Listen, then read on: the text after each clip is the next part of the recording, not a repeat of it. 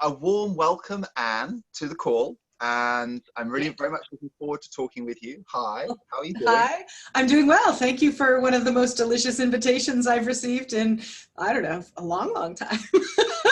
That's nice to hear. That's beautiful. And I'm going to share a little bit about you. So, Anne, Okay. you were born in the first year of Generation X, 1965, the oldest child of a couple who married relatively young, but just missed being boomers. Yeah, they didn't act like boomers either. They're born in 62 or 42 and 43, but they were children of the 50s for the most part. Yeah. Very conventional. Mm-hmm. So you got to be in the exciting counterculture of so they missed the boomers, you were Generation X. And yeah, I missed the whole 60s counterculture. The closest thing I had to it was my Uncle Bill, who was 6 years younger than my mother. And he was in it, and boy, was he fun. Whenever I got to be around Uncle Bill, things were popping. They were amazing. He's a manifestor, as it turns out. I just found out, Uncle Bill. Cool. And yeah, so, but my I like went from a very traditional 50s style parents. My parents were very comfortable with like Happy Days. They understood the parents of that generation. And I was just kind of sheltered and went right into the 80s without being involved. I didn't even notice the music of the 60s and 70s until I was well into the 90s. So, oh well. So you're on the 5-1 profile, and you've got emotional authority. And the other thing that's really interesting is you have the triple split definition. So 3 separate areas of definition in your chart, which we can have a look at shortly. I'll be excited to talk about that because I've read a lot trying to figure out what it was. My mother is a triple split as well, as it turns out. And that's like the only thing we have in common, I think. What type is your mother, Anne? My mother's a generator, and she is with, I believe, emotional authority, but and a 3-1. She's not a 5-1, she's 3-1, but she does have a triple split. And I was reading about the splits. 1-3. 1-3. That's it. I do the number. 1-3. But also has a triple split. And I was reading about how triple splits may not even really be suitable for traditional monogamy in marriage. And that made me feel very validated because I was married once for 5.5 years, and I have 2 broken engagements after that. And I'm pretty gun shy to the idea of getting married. But then I thought, wow, maybe I'm not meant to be married. That could be good. So interesting, huh? Well, should we have a little look at your chart? Let's pull that up. And what else? So first of all, could you share a little about how you first found out about human design, and what was that like for you when you first discovered I'm a projector? All right, well, my life changed substantially 4 years ago on the eve of my 50th birthday, which is literally 4 years ago because my birthday is September 2nd. And I moved to Fairfield, Iowa, and into my first home. And everything was a total, complete transformation. And I began dating my next door neighbor, who's a generator.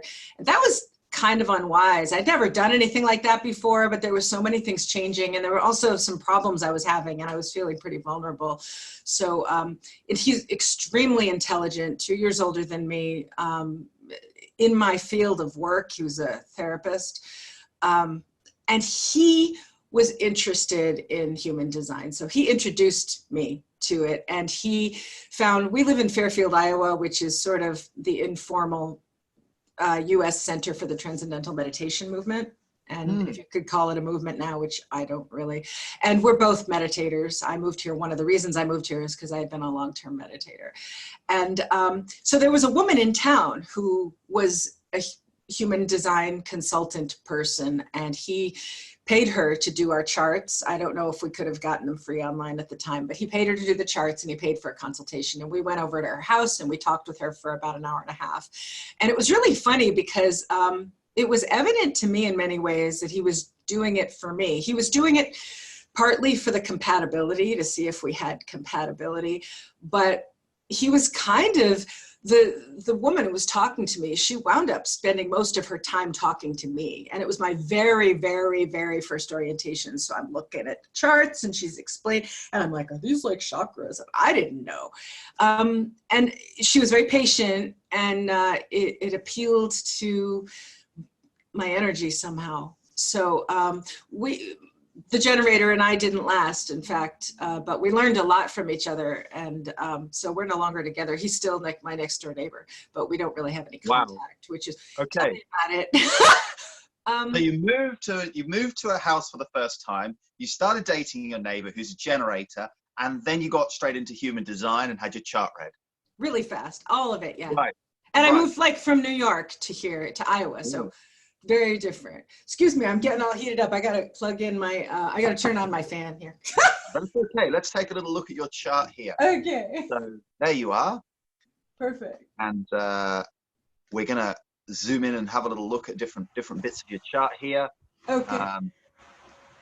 And what I like to do is to start with, if you want to tell us anything about the chart that you're aware of, or that you do know, that you've explored, you can do a little show and tell if you like. Talk about your defined centers, your undefined centers, anything you want to tell us about your chart and how you experience it. And I'd love to hear some tales from your life as well, as to how it's been to live it so far.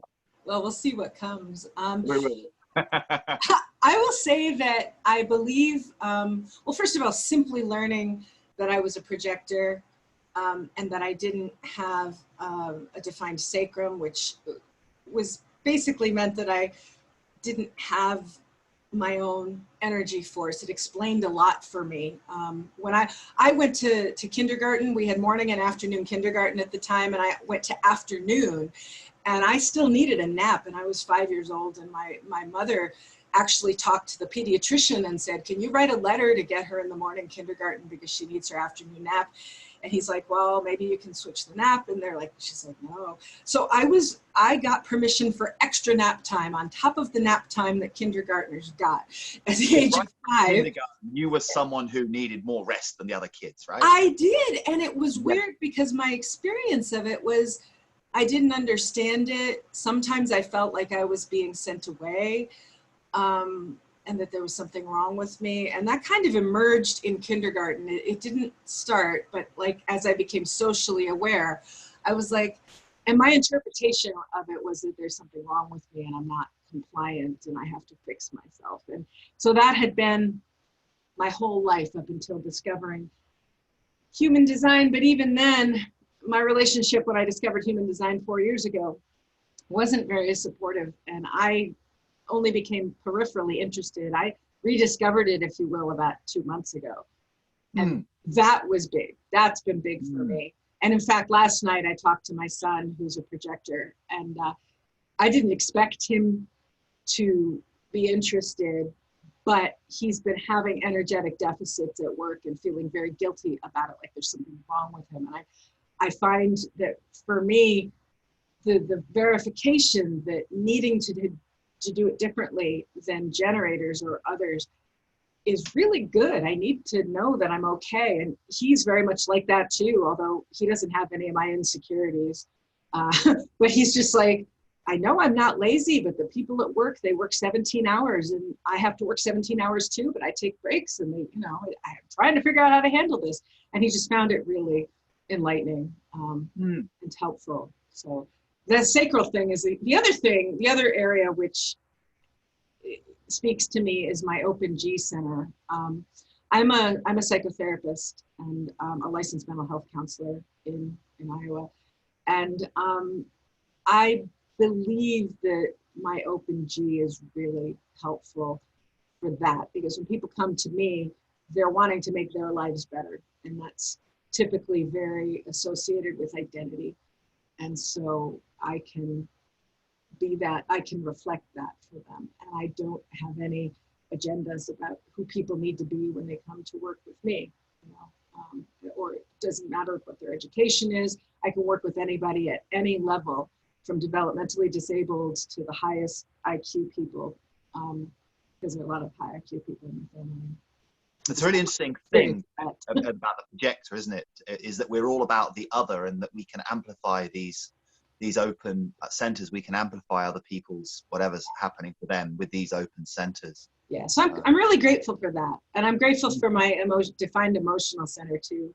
As I'm very. How do you experience that, Anne? Because you're an emotional projector. So half of projectors are emotional, and it's it's cool because we haven't had so many emotional projectors to start with. So it's, and I don't know so many. So I'm really always interested to learn how it Really? is. Yeah. Okay. Mm.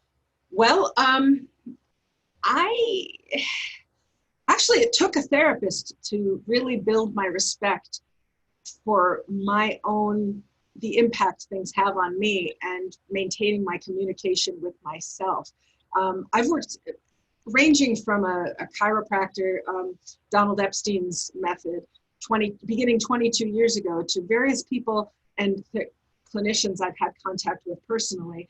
I really needed to realize that I had to be aware of how things impact me, the need to know my own emotion.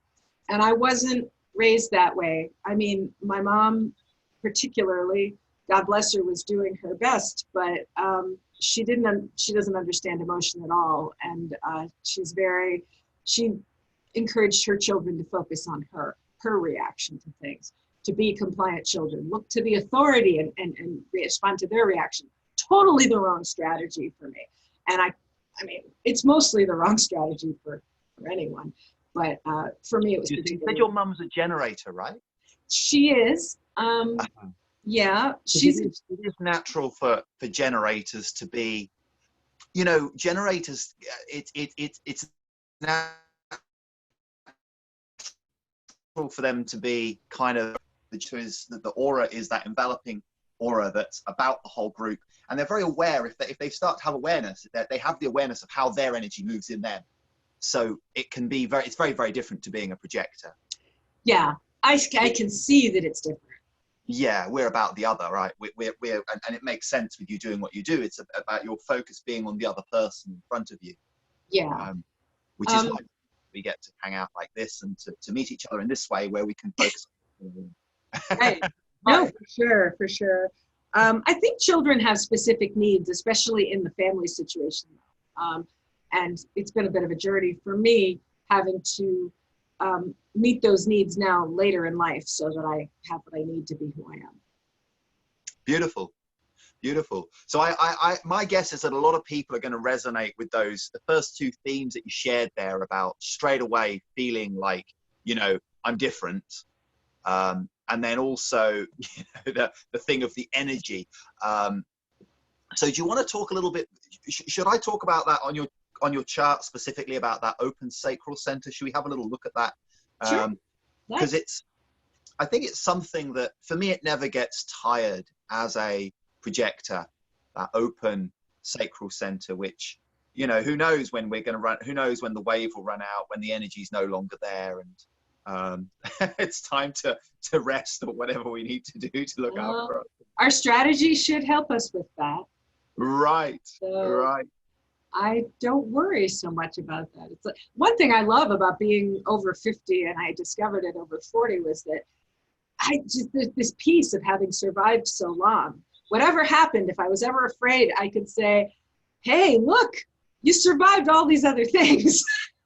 So, sure. You made it through. Yeah. So let's have a little zoom in. Sure. And you've got two gate activations there on the sacral center. Now, the sacral, and we're just going to go straight from sort of first principles. This center right in the middle of the screen here is the sacral. When it's colored in, it's red, and it's obviously undefined for all of us projectors. That means it's not colored in. It's undefined for manifestors, and it's also undefined for reflectors. So 3 out of the 4 types do not have it defined. However, generators, which includes manifesting generators, which make up 70% of people, do have it defined. So this really explains why we can feel so different, because, you know, even the manifestors, who are 8%, they have a motor attached to their throat. So they have some kind of motive power that comes in bursts. And the generators have this consistent access to their sacral energy, and us as projectors do not. So we're 1 in 5, and it makes sense that when we grow up in a generator world, having a sleep in the daytime can be taboo. I know for me it was growing up, and that was something in my 30s. I'm like, hell, I'm going to have a nap in the day if I want to, you know? And it seems like Awesome. a small thing, but this conditioning that goes in early can be very strong. So it sounds like you got that recognized quite early in the piece of like, Anne needs some extra nap time as a kid. That's cool. Yeah, yeah. Beautiful. So, and of course we are different, and we're not for everyone. And you know, this is the thing about being a projector. And do you find you polarize people, Anne? Do you find that you can tell if you're a correct alignment to spend time with someone or not? Is it clear to you?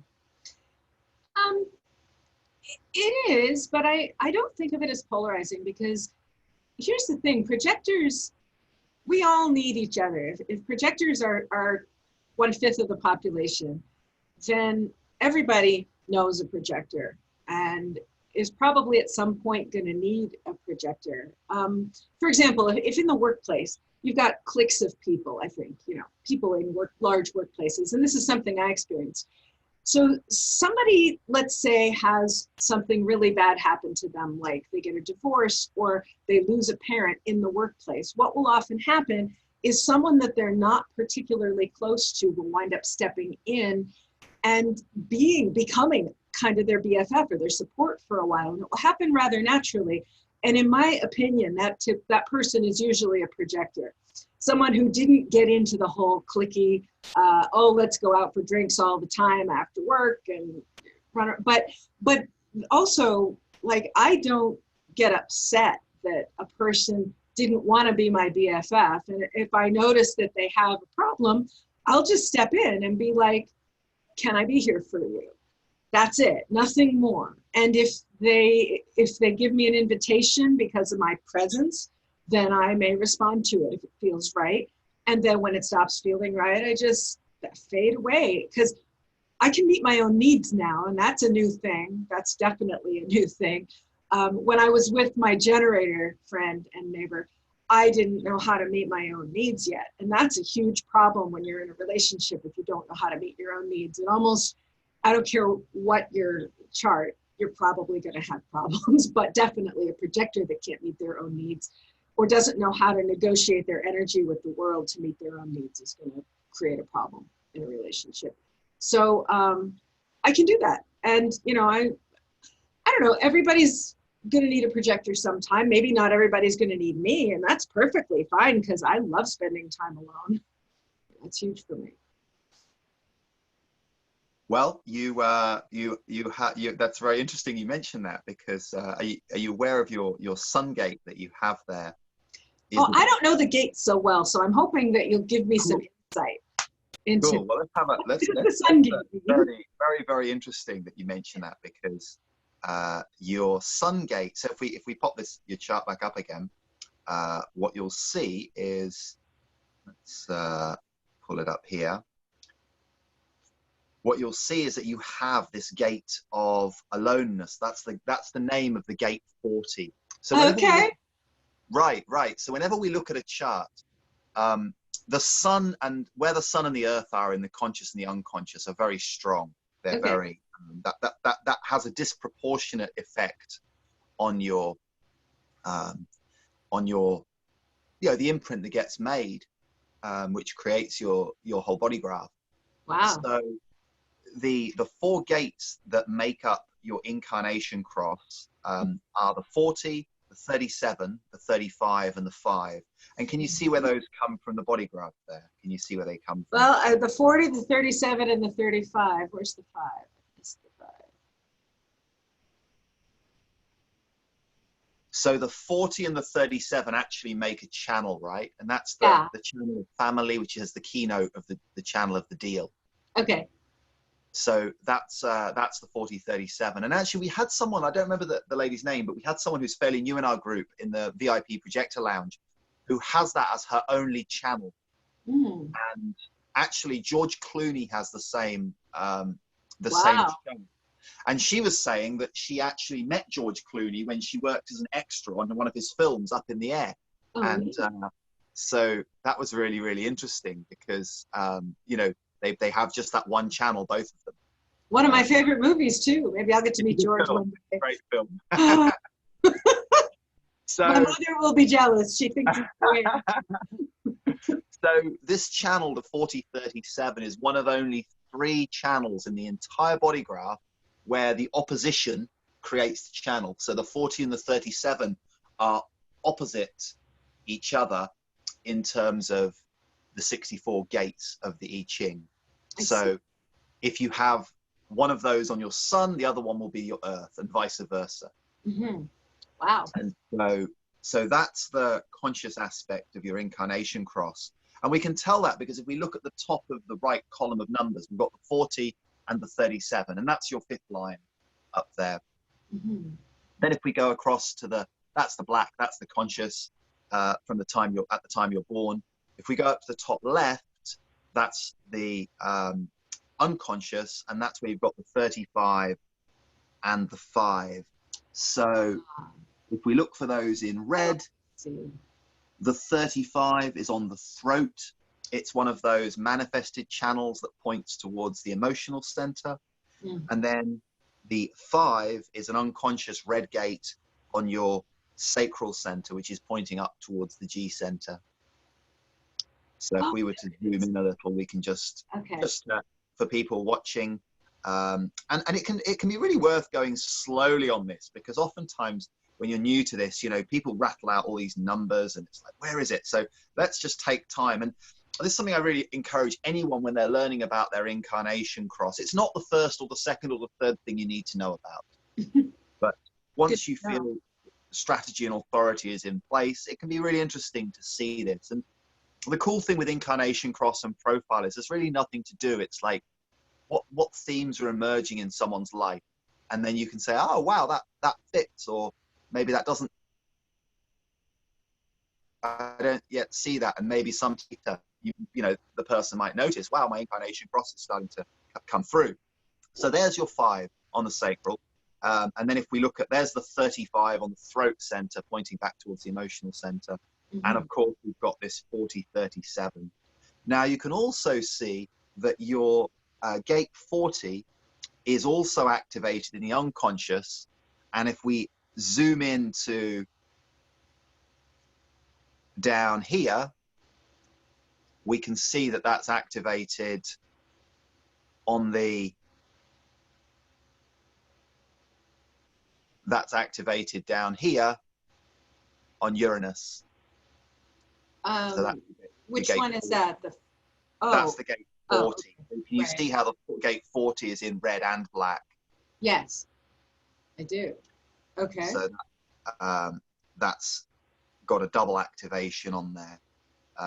Now, this is so being a triple split's a really interesting thing, and I was getting quite a feel for it when you were talking about how you're relating with other people, because the different aspects. So let's just talk about what a triple split means to start with. So you've got 6 centers defined, and then you've got 3 centers undefined, and you have a total of 4 different channels. So if we zoom in at the top here of your body graph, you have a double definition, you know, doubly defined these 2 channels, the 63-4 and the 64-47. Both of those connect the head to the ajna. So that's one area of definition. And this is quite clear with you, because between the ajna and the throat, you don't have any hanging gates whatsoever. Oh, I guess that's true. So what it means is you would need a whole channel to bridge that split. So it means that the energy in your flow of energy, there's naturally one aspect of you which is very much about thoughts and ideas and thinking and questioning, and those 2 things being connected by both of the collective channels at the top there. Then you've also got the aspect which is your spleen now connected, the spleen being connected to the throat, and that's along the channel of the 5720 there. So the key is to differentiate between hanging gates and whole complete channels. So can you see the 5720? And this is for everyone watching as well. You can see the 5720 as a whole channel, right? Right. Whereas the 16 is just a gate. Right. And again, the 44 is just a gate. So that's coming from the spleen. So what that means is that the throat and the spleen are connected, but they don't connect directly to any other center.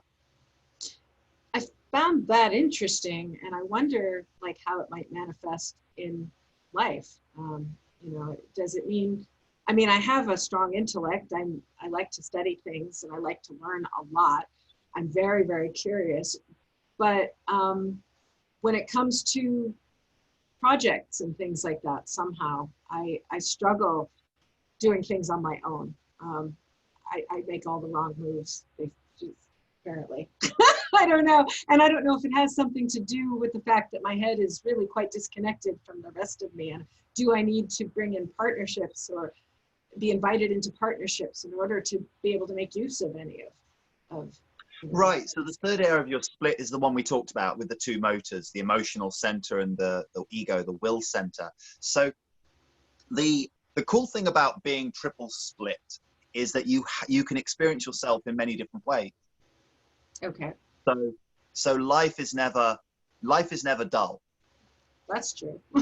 I've noticed that. Never dull. Right. There's different I things. drive around Iowa, this little rural town. I go, is it dull yet? No. Not dull. Right. So there's different things. There's different things happening in different areas. So we're going to dip into that in a moment. I just want to have a quick check of the comments before we move on. So Isabel's also got the left angle cross of migration, which is the 4037, but she has a totally different chart in comparison besides the channel and projector. So one of the cool things about these chats is that we can sort of, you know, we can have these bits of common ground where we can say, oh, okay, I've got that too. So that's relevant to obviously those people there. Larry says, what's very interesting, the head center and the heart center are defined. She has access to energy and awareness that so many people don't. I'm watching that work. It's cool. Lorna says, thank you for the join to this. It's been interesting. And she's got to head off. Thanks to everyone for being here. Let's talk about your triple split a bit more, shall we? Should we go into that in a bit more detail? There's a few angles. So does that resonate with you, first of all, about this thing about experiencing yourself in different ways?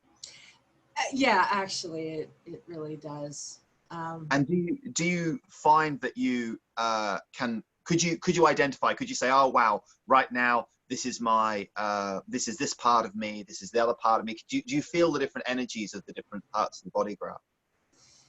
I'm aware that I take on different energies. My first awareness of it had to do with, and again, this person who introduced me to human design was very activating in this way. I would sit down and we might sit down and try to choose a movie together like couples do, you know. And we had terribly different tastes. And so we would take turns sometimes. He would choose and then I would choose. I noticed right away that when I would choose a movie, that it was a favorite of mine, that I really resonated with, and I would watch it with him, I would see it through his eyes. I couldn't even enjoy it. It was like I was a different person. And one of the last things I remember is, and I love, what do you call it? Espresso, chocolate espresso ice cream. But when I'm by myself, it's not what I choose. When I'm by myself, I choose totally different flavors. And I go to leave and we're breaking up and he pulls the chocolate espresso ice cream out of the freezer. He goes, you might as well take this with you. You like it? And I just looked at him. I said, I love it, but I only love it when I'm with you. You might as well keep it. It's just like, so your tastes and your enjoyment of things, my perceptions in general are very, and it goes to the emotional level, and I think it's beyond realizing that the person watching with me isn't enjoying it. I think because I see things that I would never see. I don't always agree though. Like he liked violent movies to some extent. To me, they seem violent, and I couldn't enjoy them. And that was one of the things that got in the way too. It was like I couldn't make it through a movie he chose because they were so violent. And he's like, well, I finish your movies. I'm like, yeah, and you rip them to shreds. It's like, but you don't even finish my movies. And I'm like, they're so deeply disturbing. And, you know. So let's just think about that polarity, because this is a polarity that happens for all of us as projectors when we can hang out with the generator, right? Because the generator is defined in this sacral center, and we are undefined in the sacral center. Right. So we are absorbing that life force energy, whether it's sexual energy, whether it's busyness, whether it's satisfaction or frustration, we're absorbing that. And we, you know, you've got two defined gates in there. And so, you know, you're pretty white down the middle bottom of your body graph. So what that means is that naturally you're going to be taking in and amplifying whatever energy is coming towards you. So depending on where that generator is at, if there's someone who is totally in a space of surrender and bliss and joy, and of course their theme is satisfaction, then you're going to feel that energy and amplify that, and it's going to be like paradise. If that person is in a state of frustration and they're like kind of all knotted up, and they're storing traumas or whatever in their body, and they're all in a space of just frustration with life, where the life force isn't flowing in a way that gives them pleasure, you're going to amplify that as well. Wow. And of course, most generators are going to be some of those things at some of the time. So it's not cut and dry. And if we're in a group of people, then, you know, there's going to be plenty of generator energy around. Right. So, you know, we had this come up on the call yesterday with Tom about being in groups of people where we're supposed to be celebrating, but actually, you know, feeling exhausted, like, you know, maybe a New Year's Eve thing or a big family gathering or something like that. Because it's like, you know, if generators, if people living in the not self, you know, and we, you know, they're living a life which is just not in alignment, but they're pretending or trying to pretend, you know, then, but we feel the energy doesn't lie. The energy is what's really going on under the surface. Well, there is no try, as we all know from Yoda. There's only do. Right. So that's really interesting. And what I thought could be a bit of fun here is to actually look specifically at what it takes to bridge your splits, because there's three key areas of definition, as we've said, and there's three different areas where your splits can be bridged, the sort of the most simple ways. Now, one of the things they do say with the split definition is, Raluca's saying she totally resonates with feeling exhausted in those big group gatherings. So that's I think a lot of projectors have that experience. We're supposed to feel good. It's funny, isn't it? You know, we're supposed to be happy. We're supposed to be having a good time. But hey, it might not feel good. That might not be true. But let's come back to your so with your body graph. Are you aware of which of these three ones are the awareness centers on your body graph? No. Because what you've got is it's what they describe as the kind of the classic triple split, where you have one awareness center in each area of your definition. And the way I remember them is they're all the triangles that point towards the middle. So okay. There's obviously 5 triangles and 4 squares, if you count the G center as a square. There's 5 triangles on the body graph. Now, the ego, the will, the heart, is the red one on your body graph that's pointing in. It's kind of the odd one out. It's a different shape. Then we've got the head, which is the yellow one up the top. But then the other 3 triangles, the 2 brown ones and the green one, are all pointing towards the center. Right. So those are the sensing centers, and they each sense something different. So if we started with the green one at the top, the ajna, the ajna is about sensing in the domain of thoughts and ideas, and it's all about asking questions. So we know the mind can be fairly quick. You know, the mind can be thinking one thing, then the mind can be questioning something else, and that's one of the sensing centers. Okay. Then if we go down to the emotional center, which is your authority on the right, it's also called the solar plexus center. It's the emotional center. It's the brown one that has just the one gate defined. So that's interesting. It's your authority, but it only has the one gate defined. Now, the emotional authority, along with the mental authority, is one of the process-based authorities, which takes time. It takes time to have clarity. I see. And that that's explains a lot. that, you know, we always say, come back to your strategy and authority. So waiting for invitation and then waiting to ride out that wave, waiting for the wave to, you know, to experience the highs, to experience the lows, and to come back to a place of clarity, not certainty, but clarity. Sure. That's very validating to hear that, especially after my whole life feeling pressured to always be faster, more decisive. Right, because we live in a society that really values highly decisiveness, right? Decisiveness is, you know, if we are born in this homogenized, not self world where it's like, hey, be decisive, you know, someone who's successful has to be decisive. That's not something we question very often. But actually being emotional authority, there's so much richness and color that comes from the information. It's a very powerful center.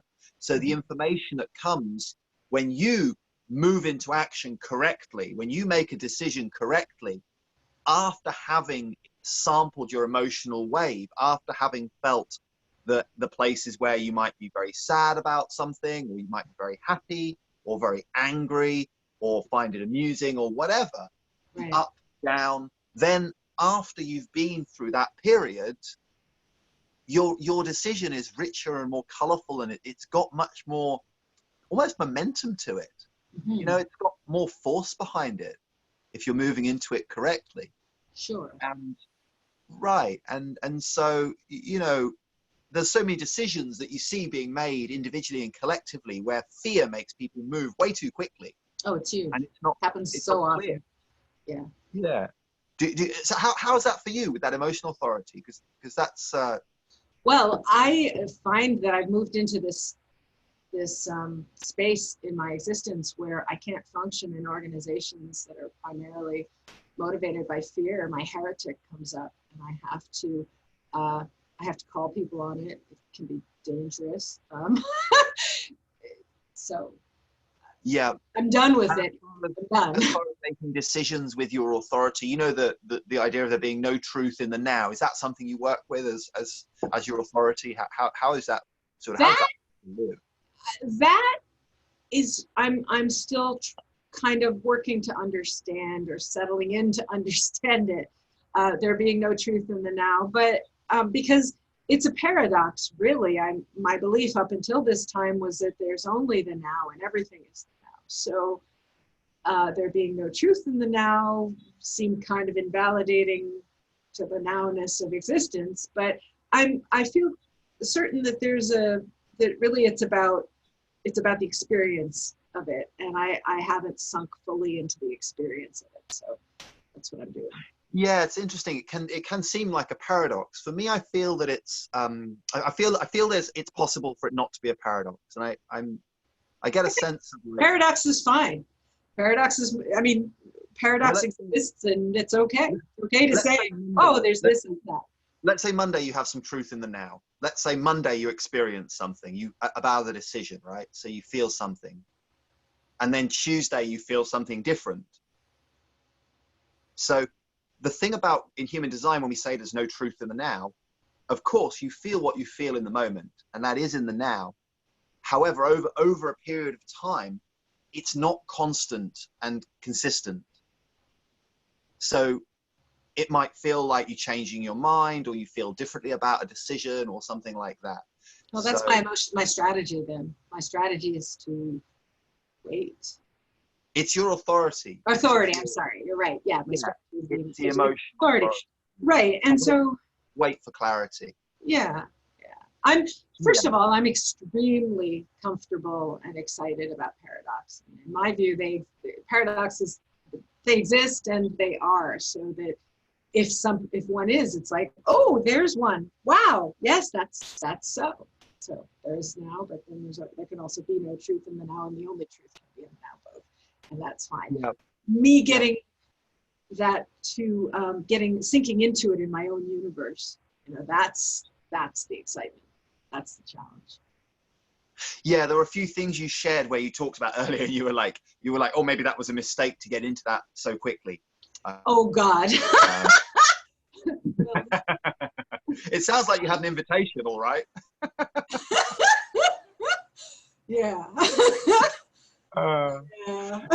Oh, well, what John Denver has a line in one of his songs, it turns me on to think of growing old. I'm like, yep, it is. That's what it is. You get so many things to think about and chew on and remember. Time is your friend, right? With the emotional authority, time is your friend. And the description I've heard of emotional authority, I haven't lived it because I'm splenic, but I mean, of course, you have the spleen as well. So that's interesting. But it's what I've heard is it's all about pushing back on the invitation. You know, you wait for ages for the invitation to come, and then there's the invitation. Let me sleep on it. Yeah, even if it seems like the invitation of a lifetime, right? It's like, right, play it cool, push it back, and trust that it'll come back. I'm still working on that. So. So that's the emotional center, and that's an awareness center. That's awareness in the emotional realm, and then with the spleen, it's got the awareness, and the spleen, of course, is the fastest one because it's all about safety and danger and keeping you alive. So your capacity to, you know, there's going to be, so something happens in your life, your spleen is very quickly going, yep, no, do that, don't do that. Then your mind's thinking about it, and then your emotional center is taking its time to digest it. So it's intricate. There's different things going on in different directions, energy flowing in different ways, right? With this triple spleen. Right, and none of them are connected. Exactly. Oh, wow. Okay. Right. So I'm a split definition. Now, split definition, we're all about looking to bridge our split. Okay. We're all about how do I get my split bridged. Okay. So I have one particular gate that bridges my split. Okay. And that means that if I have that, I feel a sense of wholeness. Now for you, there's 3 key areas where your split can be bridged. Can you start to get it? Can you start to see where they are? There's 3 areas of your body graph, right? So there's 3 gates and 3 channels that can bridge your split. Right. Or bridge part of your split, because even if you bridge 2 parts together, you've got 3, you know, even if you bridge, if your ajna connects with your throat, you've still got this other part, which is the emotional center and the will center, which aren't then connected. So, so you've basically got here what's called so we'll zoom in, and there's 3 channels which can connect the ajna to the throat. Okay. The good old freak to genius, the pure projector channel down the middle. Pascal has that one. I have that one. That's the 2343.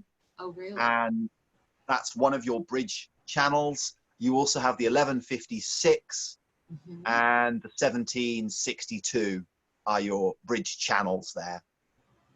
Okay. But it's like needing a whole channel to bridge your split is a bigger deal than just needing a gate. So that's that one up there. And then if we come down to these manifested channels coming from you've got these gates on your throat that point towards the emotional center on the right of the body graph. So the 35 and the 12 are both hanging gates for you, which connect across to the 36 and the 22. Okay. Now, currently, in the current transit, I think it's Neptune that's on gate 22 for around about the next year or something like that, because it's going backwards and forwards in retrograde and out of retrograde.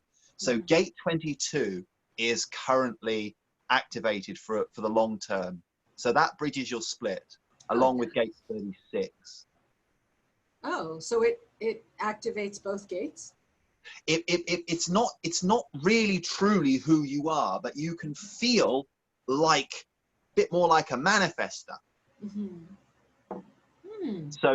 so basically that's another way that you can. Is there a danger in feeling more like a manifestor for a projector? Right. It can be more tempting to initiate stuff. It can be. Yeah, that's what I've been noticing, actually. Uh-huh. Hasn't gone very well. Not Uh-huh. really. Hasn't gone very well. Right, especially because you've got emotional authority, you know. So it's even more about waiting for that invitation and then waiting some more for that clarity. So, but that might explain, you know, if you look at the ephemeris or you track your current transits, you can see the gate 22 being you know, activated for a long period of time. It's just one of those things that's come up quite a lot with different people. We've been talking about it, like the gate 22. Okay. And the whole channel was activated recently as well, the 1222. So those two gates are ones to look out for, the 22 and the 36. And of course, the other gate to look out for is the gate 26, because that then bridges your will across to the spleen. I see. So kind of in the middle of the picture there. Right. Okay. Now, when I listen to Ra talking about triple split, one of I'm not great at remembering the words, but I remember how it felt. And how it felt to me was like, it's a bit like having kind of a smorgasbord of different experiences, like a buffet. Like life's a bit like a buffet, and there's different things that, you know, you might hang out with one person, that bridges your split in one way, and that feels interesting to you. And then, you know, you hang out in a different scenario, maybe with a work colleague, and that bridges your client or something, and that bridges your split in a different way. And so, whereas with us single splits, we're kind of always looking for the bridging. We're always looking for that one way of being whole. You have these different ways of experiencing different parts of yourself coming together. I see. Or bridging. Right.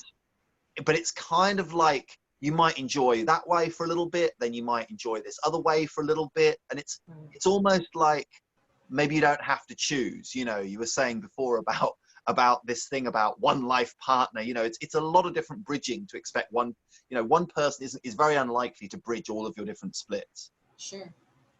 So it sort of makes sense that you would have openness to your splits being bridged in different ways through that.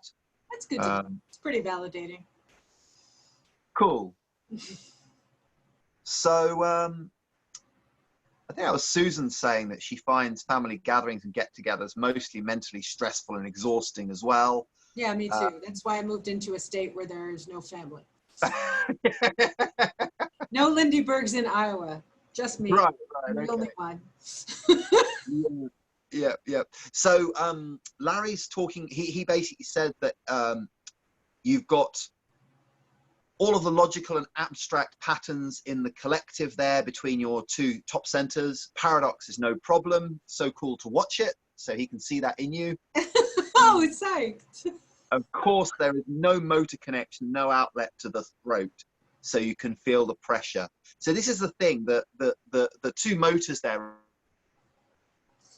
Oh, you're cutting out. Building up pressure. And that pressure ultimately wants to be released. It wants to go. How's that? Is that coming back now? Yeah, that's fine. Yeah, so like the motors have that pressure which wants to go to the throat. It's looking for a way to try and get to the throat. Oh, well, what will happen? Well, then the manifestation can happen. Good manifestation or don't do it manifestation? Well, that's exactly the question, isn't it? I guess so, yeah. Yeah, is it crazy insanity or is it sweet, beautiful magic? Will I find somebody with those gates? Is that like a person? You know, if I have something I need to convey in a meeting, suddenly the person who speaks up and makes it possible will be the one. Is that? Yeah, and it'll be interesting to see, like, when do you notice that those surges of energy can flow forwards? Now, having the channel of the deal in your incarnation cross, it means that not only do you have to, you know, there's kind of three main things that you have to be aware of going into any relationship, right? Of course, waiting for invitation, not initiating. Okay. Then the second thing you've got to be aware of is actually pushing back on the invitation, to giving your emotional wave time to ride out. So like maybe a week later you get that invitation again, and now, you know, you're going into it. It might still be the same answer that you would have given earlier, but you're now going into it with the benefit of all that information, knowing how you're going to feel on a good day, knowing how you're going to feel on a bad day. Oh, you're a different person anyway. You really All are. of those things, Yeah. right? Yep. And then the third thing as well is that with any relationship you're entering into, you need to work out the deal. What's the deal here? Now, you had a deal worked out. Did you realize you had a deal worked out with your generator neighbor about watching movies? You had a deal worked out. Well, I tried, yeah. Right. It wasn't a great never deal. worked really, but it was only good if he got to choose, and I was like, sat there and loved them. So, yeah. I kept trying to renegotiate it over and over, but he didn't like my movies, so he didn't like the deal either. Right. So you maybe you skipped a step as far as waiting for, you know, the emotional, but you had a deal. The deal was you'd watch the movies you didn't love, and he would watch the movies that he didn't love. Mm-hmm. Right. And so, you know, it sort of kind of didn't work, but there was a deal, right? Yeah. Really interesting. Yeah, I've always been trying to make, I don't think of them as deals. I think of them as like arrangements to help everybody get most of their needs met, you know? Yeah. I mean, you know, any deal requires an awareness of where the other person's at and what they need and what they want. And when I was a kid, and my mom would be upset that nobody was helping with the chores, and I have a great appreciation for what she must have been going through. Her husband was a projector. Her eldest was a projector, and her two youngest were manifestors. So she was alone in a house providing all the sacral energy, you know. But and of course she didn't get enough help. Many women complain about not getting enough help with the housework. And so she'd have a meeting, and I'd be like 12 years old, and I thought, you know, we need a chart. We need a chore chart, Mom. You tell me what needs to be done. But she didn't like that. She didn't like that at all. I think I was taking too much leadership or something for her, because, no, in point of fact, you weren't invited to do that, obviously. I wasn't what? There was no invitation for you to guide in that way. Well, what's interesting is, no, there wasn't an invitation for me to guide in that way. However, what she wanted wasn't appropriate either. And that goes down to people who are suffering a lot and they're in their not self.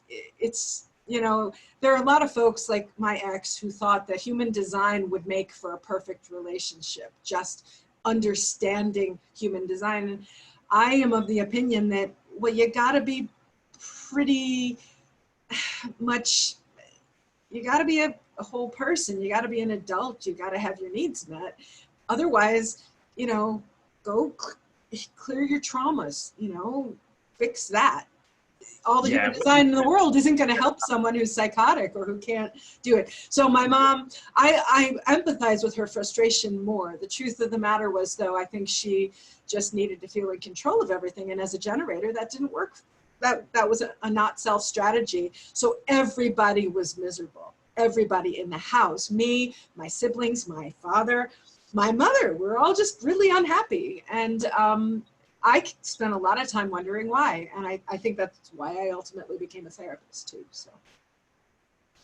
Well, that's a really amazing setup, isn't it? So you had, your mum was a generator. Yep. Do you say there were two manifestors and a projector? Yeah, my two younger siblings are both manifestors. Ironically, they're both PhDs, so now that's not a surprise. And you're a projector. What's your dad? My dad's a projector, I believe. Right. I am like 80 to 90% sure he's a projector. I didn't have his exact birth time. I had the place most of the day as projector, and there was a chance of him being a generator, but he's, from some things I remember from my childhood, he doesn't have a defined sacral center. I just know. So there's one sacral amongst 6 people. Five, yeah. Five. Mm-hmm. Five. You and your 2 brothers, right? So basically, it means that if your mum's totally out of alignment, because you know, you can imagine that scenario. If your mum was in her sweet satisfaction, and oh it was God, it would sing. And everyone could enjoy that sacral energy. Yes, and she would have everything she wanted, which is to have everybody around her, because we'd all gravitate toward her. Yeah, maybe. Probably to some extent. Coming and going a bit or something. Yeah. So, yeah, it's kind of a disaster in a way. But it's a loving disaster, and people mean well. There's a little too much drinking in my family, I'll be honest. And It'd that, be interesting to see how you notice that triple split, you know, now with that awareness of your triple split, like oh, how you notice that's that. easy. Yeah, my mom turns into somebody different sometimes in certain situations, like if I would be with her by myself. I remember my parents bought a business when I was 18 and they were just 40, and it was very arduous for them to run this business. And they ordered a pizza one night for dinner because we'd been working late. It was a motel. And we go to pick up the pizza together. Mom goes, yeah, I'm going to come with you. And I'm like, okay. So we drive together. And now my mom's 40, I'm 18. We walk into the bar to pick up the pizza, and she starts flirting with the bartender. And I'm like, this is a woman I've never seen. Oh my God, she just became somebody else. And it was awesome. And I sat down and I was like, she was a master. She was just a Jedi at this flirtation thing. And I'm like, wow. So, and you know, she's talking to the bartender and he's probably in his mid-20s, and I'm just watching it unfold as I do. And then we get the pizza and we go, and then we go back into the home, and I saw all of the weight that person just disappeared. And she became the stressed out mom with her business that I knew, you know, mostly, which mom tried, she really did. But yeah, it was a transformation. And so the 5-1 or the triple split in my mother makes perfect sense. Maybe that scenario with that barman was bridging some aspect of her split in a specific way that was creating some she energy. must have had a need, because I was usually sent to do on errands, and it would have been perfectly natural to send me to get the pizza by myself. And so when she wanted to go, and I'm like, all right, so something was calling her to say, you're going to get some need met. And maybe that's good for the family too, to just, you know, have her go meet a different something. Yeah, it was a beautiful thing. It was like, oh my God. And you know, my mother's in her 70s, and she's a little old gray-haired lady, overweight, but when she talks to people, she can put them in the palm of her hand. And I don't know how she does it. She's just, I don't know. I hope she's not a sociopath. She doesn't seem like a sociopath, but a little bit sometimes. Larry had a comment here. He basically was saying that people can pull those thoughts out. And he says, I bet people get near you and get a flood of, oh my God, that makes sense when you wait. So this is the clarifying presence of the projector aura, where we don't always have to do something to bring value to a situation. Wow, that makes sense. Just through the clarifying power of the aura that we bring to a situation, that the clarity can arrive. I'm good to have around, like a healing house plant. No kidding. But of course, we've got to stop trying to do stuff. We've got to stop trying to be generators for that to allow it. Yeah, for sure. Now I'm going to get the human design book at some point pretty soon, but for now I'm just using there's a website that has, it's not an official source, but it has a little bit of information about each of the incarnation crosses. So because you're a 5-1, you have the left angle cross of migration. So I wonder what that means. I have no clue. Well, it's basically, it has the channel of the deal. It has, the gates are 40, which is aloneness, 37, which is friendship. Okay. So that's an interesting for those two that come together and make the channel of family and the deal. Mm-hmm. And then we've got gate 35 on the throat, which is change. And then gate 5 is the fixed rhythms. So your cross has the energy to move on when there is an imminent threat. This could be literally moving, or this can also apply to what you do or what you believe in. So it could be a physical change or an emotional or mental change, but this is the migration. The migration is based on survival and fleeing to survive. Of course, you also have the spleen defined, which is also about survival. You will be in denial up to the point that you are convinced you need to move on. This may manifest in your career, where you stick with it no matter what, until you finally believe that the writing is on the wall and you flee to another occupation.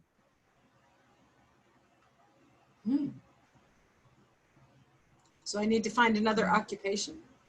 It didn't say that. No, it said that it's kind of like, for me, the vibe I'm getting is that you kind of hang in there until the very end, and then it's like, I'm gone. Probably. I mean, that makes a lot of sense in my last position. And remember as well, with this incarnation cross, just let it land, and there's nothing to do here. It's not saying you should try and contrive this to happen in your life. I do manage to stay out of danger, and I've started to trust that more. I used to be very fearful that something, you know, imminent ruin was lurking always around the corner. And I'm,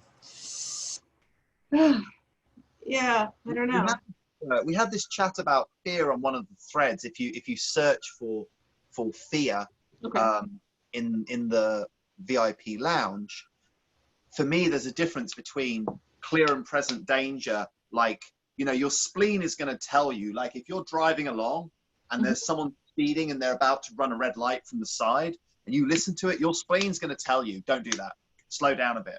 And you don't know why, or speed up a bit, or go a different way.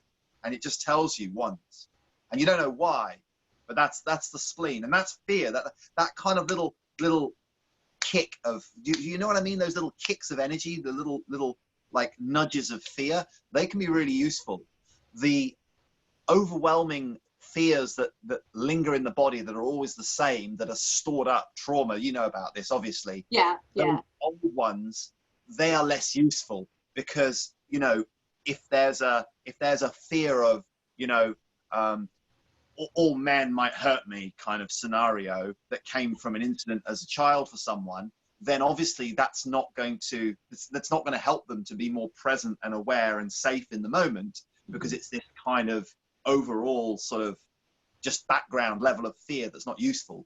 Well, I mean, all trauma that's unprocessed is stuck energy that, you know, contributes to false beliefs. And so exactly. That's so what I would do. Yeah. There's the fresh fear that's in the now. That's a fear that's it's a signal.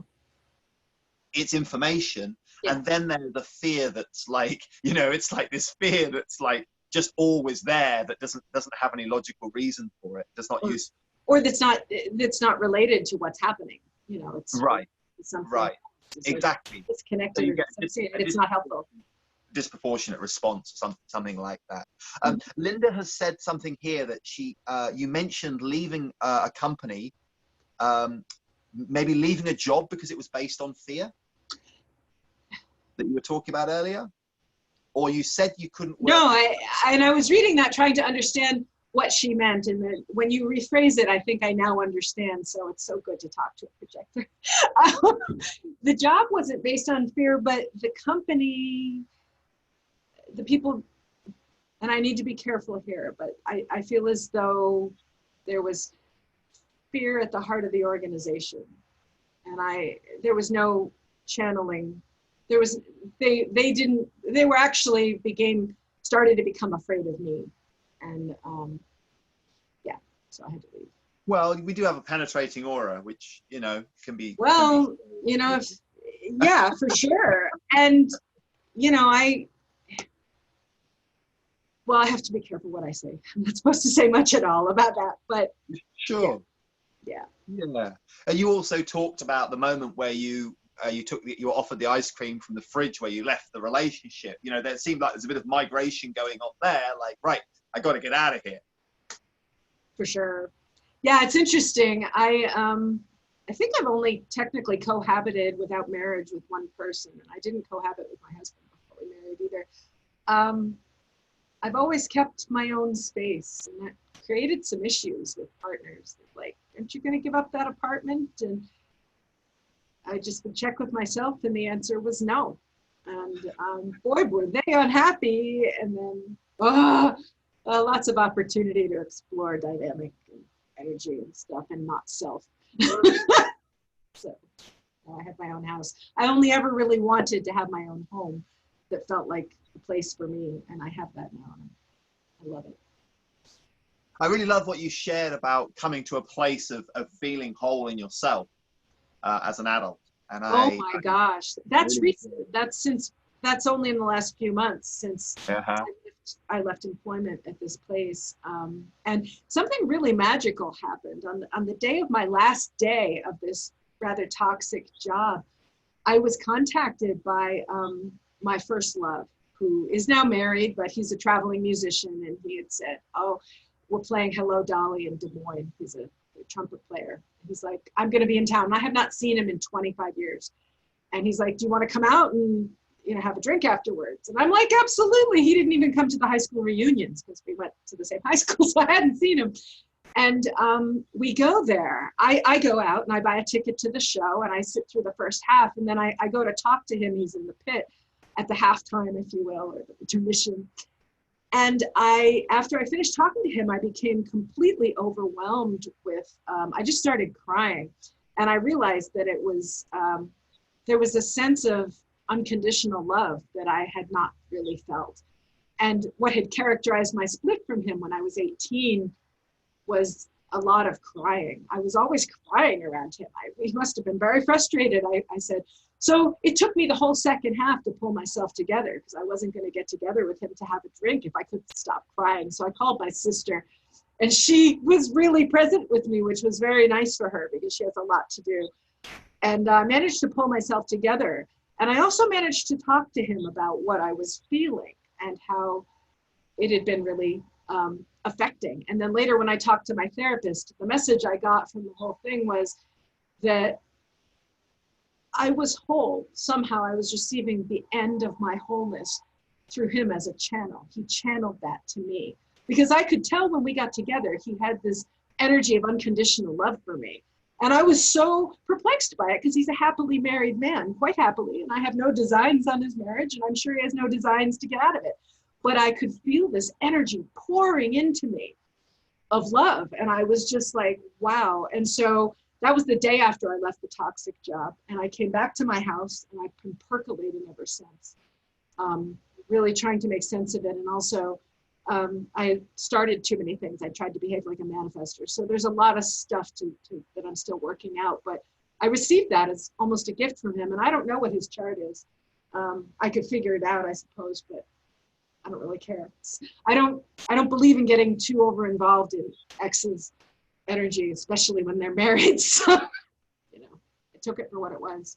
How beautiful that you felt that love. And it's like nothing I've ever experienced except when I was with him, and we were both 18, and I was so damaged as a child that I didn't know what it was, and I didn't know that it was real, and I questioned it, and I was just, and this was mature, and it was almost like a spirit guide was reaching through him and saying, no, we're going to use him as a channel and make sure you know that it's okay to receive that much love, because I wasn't accustomed to it. And so that's what all the crying was about. I still messed up when I think about it. Yeah, I don't know. I'm like, for me, I don't know. I'm like, or anyone I've been with, like, if I was in truth and I was some love for that person at that time, it totally makes sense to me that would still, why would that go away? It doesn't. Time, why would that go away? Right. That care and no, you're right. Me too. Yeah, it doesn't go away. I've just, wow, that was something unusual. Maybe the first one is always unusual. In that, I don't know, I needed it. I needed the healing. So, but it's a funny thing, isn't it, that we're in this society where there's this kind of code of where you're with this one person, or you're married to this one person, or you're single, and it's kind of like the energy of attraction, it's almost like it should just get turned on or off like a light switch. Mm-hmm. But you wish it could, right? How could that be the case? Like, why would we even want that to be it's like with human design, we can see or feel the flows of energy, the polarities, the dynamics. So it just feels like what's really human, what's really human, that we feel and that we can also see in our chart. So thank you for sharing that. It's one of the most moving experiences of my life. Something else. Yeah. Is there anything else that you'd like to share, or with your chart, or how are you finding it being in the group there with the human design? There's a lot of information being shared around in there. That's true. I find it terrific because, you know, anytime, and I belong to a bunch of groups on Facebook, quite a number, and I really like that there's a focus around a topic so that people join together on that topic, and they might be very different otherwise. And with human design, it's the same thing. With the projector group, it's the same thing. We're joining around the topic, and so we're bringing different aspects to ourselves, and what resonates with me, I might respond to, and what doesn't, I just leave. And so I really, really like it. Actually kind of like Facebook in that way. Yeah, serves me perfectly. Some people find Facebook to be very unpleasant and they have problems with it, but the way I use it, I think it's amazing. Maybe it's the community thing that I have, channel that I have, that makes me like that and find it very helpful, positive. You're getting some lovely comments in here. Linda really enjoyed your sharing. She said it's a very beautiful story. Pascal says she's still in touch with most of her exes. One even asked her for tips on his new relationship. Larry, one of those, yeah. he sees your brilliance. And yeah, Raluca's saying that she agrees. She also feels the same about keeping the love for people that we used to be with, even if we're not with them anymore. She finds it normal, but many people around her seem to not agree.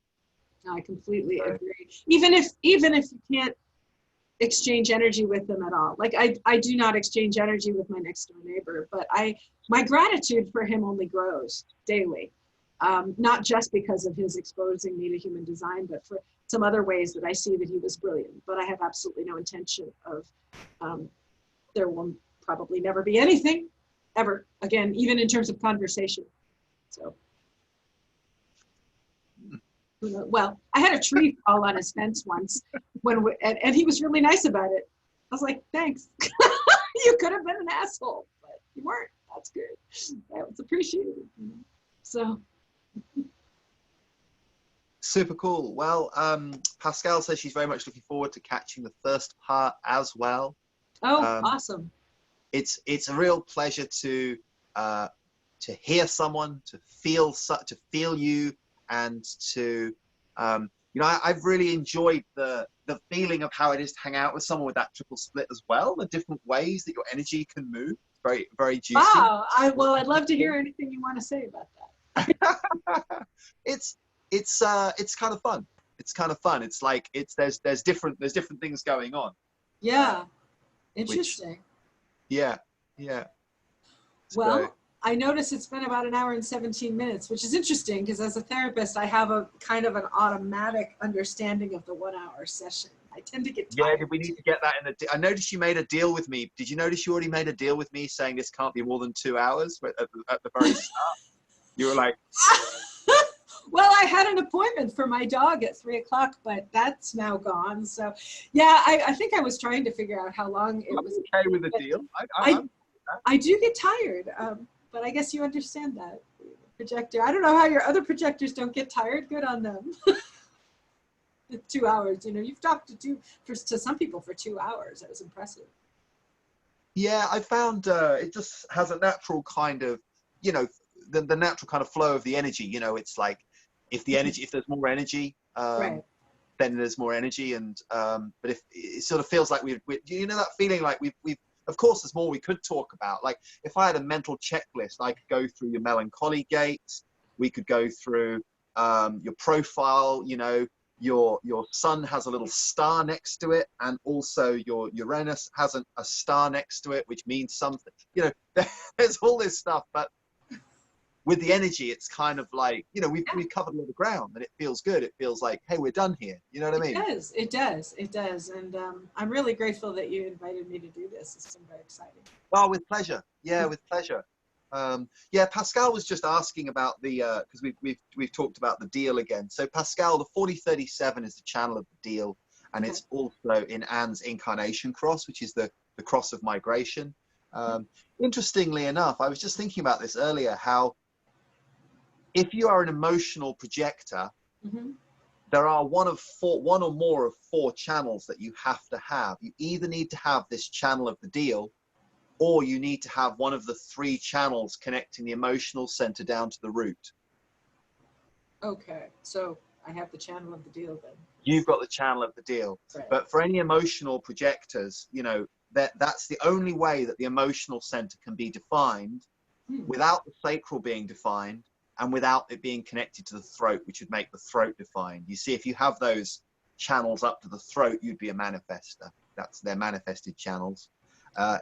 If you know, if there's a 59-6 channel going across to the sacral, then that person would be a pure emotional generator. That's the channel of sexuality, of procreation going across there. So it's these 3 channels, your channel, the 41 of yours, the 4037, and then also the 3 going down there. So yeah, so Isabel just made a little comment there. Let's see what she's saying.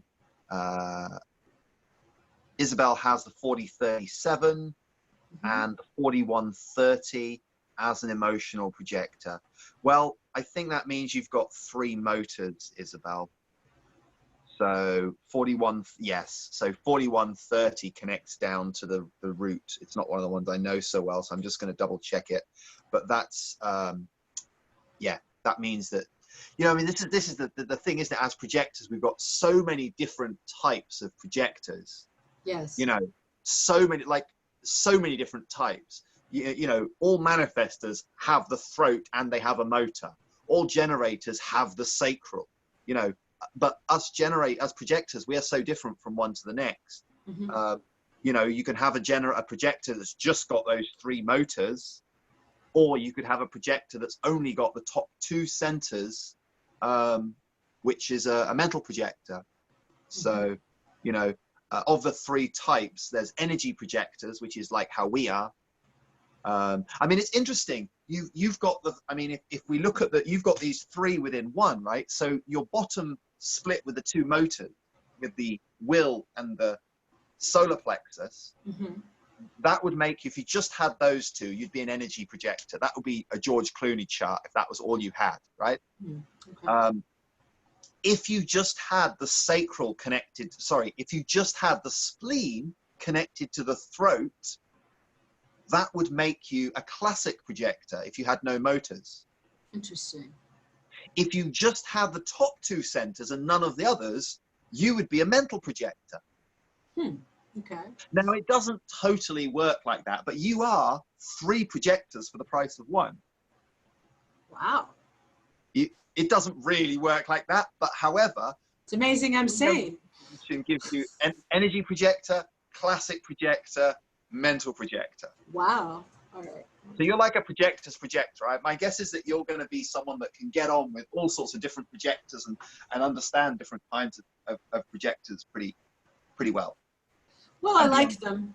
I do. And both my kids are projectors, and my father, and actually, and my grandmother, my father's mother, was a projector, and both her children were projectors too. That's a lot of projectors. Oh my God, my family is full of projectors.